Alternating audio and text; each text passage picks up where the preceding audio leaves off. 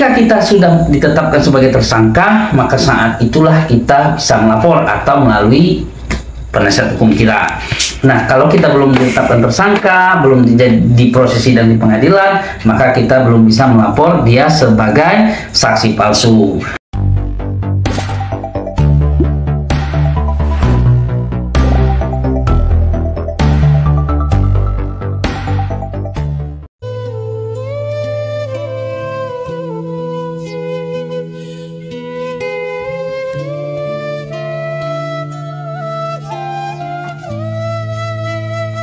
Assalamualaikum warahmatullahi wabarakatuh.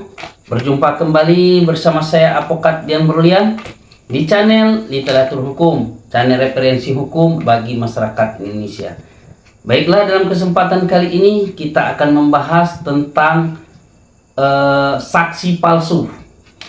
Dari saksi palsu ini ada beberapa sahabat yang bertanya, kapankah kita bisa membuat laporan terkait dengan saksi palsu?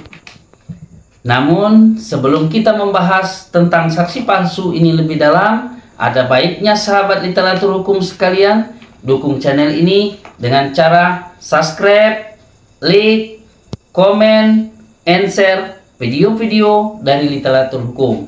Dan ingat, aktifkan lonceng notifikasinya agar sahabat literatur hukum sekalian tidak ketinggalan video-video menarik dan terbaru dari literatur hukum.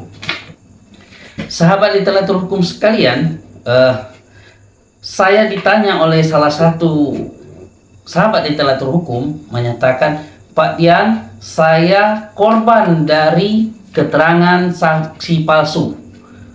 Setelah saya membuat laporan di Polda, maka laporan saya tersebut dipending atau ditunda menunggu akibat hukum dari keterangan palsu tersebut. Baiklah sahabat literatur hukum sekalian, saya akan menjelaskan terkait dengan saksi palsu ini. Saksi palsu ini termuat di dalam pasal 242 KUHP, di mana berbunyi apabila keterangan palsu tersebut mengakibatkan orang terpidana, maka dia akan dihukum dengan hukum pidana paling tinggi 7 tahun. Tapi apabila dia memberikan keterangan di persidangan sehingga merugikan terdakwa, maka dia akan dituntut 9 tahun penjara. Nah, saya koreksi lagi ya, bahwa yang 9 tahun penjara ini apabila dia memberikan keterangan palsu di dalam proses persidangan pidana. Nah, kalau dia proses persidangan perdata atau di luar persidangan yang dimana undang-undang menyatakan supaya dia berlaku jujur, namun dia tidak berlaku jujur, maka dia dituntut paling tinggi 7 tahun penjara berdasarkan pasal 242 KUHP ayat 1 dan ayat 2. Nah, jadi sahabat literatur hukum, kapan kita bisa membuat laporan ini? Ini kan suatu pertanyaan yang menarik ya, dimana kan kita sering berbicara, ini saksi palsu, kamu memberikan keterangan palsu, kapan kita bisa melaporkan? Nah, jadi sahabat literatur hukum sekalian, untuk kita sebagai korban saksi palsu, sebelum ada akibat hukumnya, maka kita tidak bisa membuat laporan polisi. Artinya belum ada akibatnya. Nah, tapi saya nih Pak sudah dilaporkan oleh seseorang tapi dengan keterangan saksi palsu. Sebelum kita ditetapkan tersangka oleh penyidik, maka kita belum bisa melaporkan saksi yang memberikan keterangan palsu tadi. Tapi ketika sudah menetapkan tersangka, karena ada akibat hukumnya, kita tersangka. Kalau tidak ada akibat hukumnya, ya kita belum bisa melapor gitu.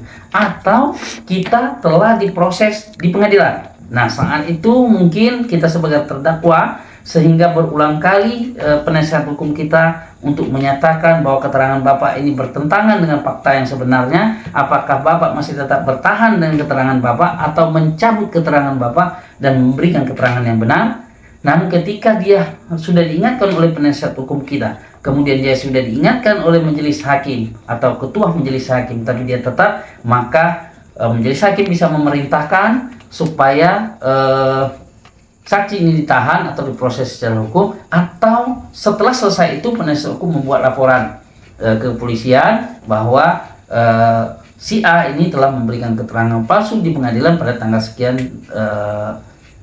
hari itu, sehingga laporan kita bisa diproses. Jadi saya tegaskan kembali ya sahabat literatur hukum sekalian, bahwa untuk membuat laporan terkait dengan saksi palsu atau keterangan palsu ini harus sudah menimbulkan akibat hukum. Apabila tidak ada akibat hukum bagi kita atau bagi orang yang terlapor tadi, maka kita tidak bisa membuat laporan keterangan palsu.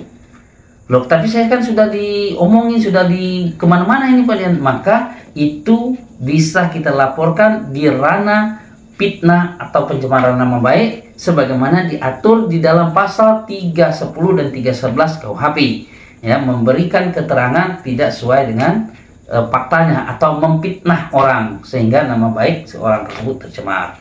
Jadi untuk keterangan palsu ini harus menunggu akibat hukum, tapi kalau kita juga ingin melaporkan sebelum ada akibat hukum tersebut, maka yang bisa kita laporkan adalah pencemaran nama baik dan fitnah yang harus dibuktikan, misalnya ada rekaman atau video visual atau saksi-saksi yang dimana dia bercerita tentang si A itu mukul si B begini-begini, padahal faktanya bukan demikian, maka dia bisa dilaporkan pencemaran nama baik dan fitnah.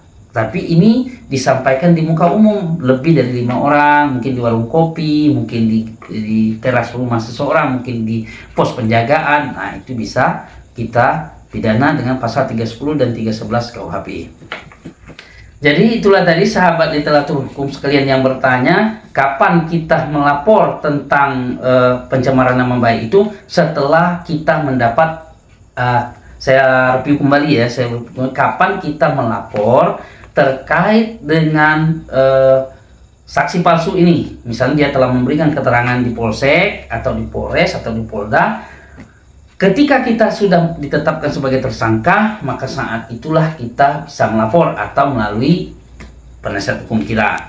Nah, kalau kita belum ditetapkan tersangka, belum diproses sidang di pengadilan, maka kita belum bisa melapor dia sebagai saksi palsu. Nah, yang bisa kita laporkan adalah pencemaran nama baik dan fitnah. Nah, itulah sahabat literatur hukum sekalian, saya review kembali pertanyaan sahabat literatur hukum tadi, kapankah kita bisa membuat laporan terkait dengan keterangan palsu atau saksi palsu. Nah, kita bisa melaporkannya apabila kita telah mendapatkan akibat hukum dari keterangan palsu atau dari saksi palsu tersebut. Misalnya kita sudah ditetapkan tersangka minimal, atau kita sedang prosesi sidang di pengadilan sebagai terdakwa. Jadi itulah sahabat literatur hukum sekalian yang dapat saya sampaikan terkait dengan laporan saksi palsu. Apabila ada pertanyaan dari sahabat literatur hukum sekalian terkait dengan saksi palsu ini, silakan tulis di kolom komentar di bawah ini. Insya Allah pasti saya jawab.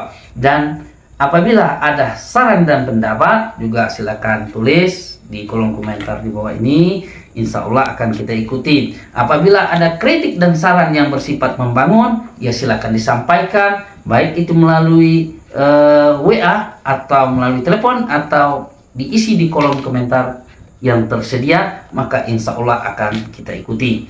Akhir kata, wabillahi taufiq wal hidayah. Wassalamualaikum warahmatullahi wabarakatuh. Kenali hukum, pahami hukum agar tidak melanggar hukum.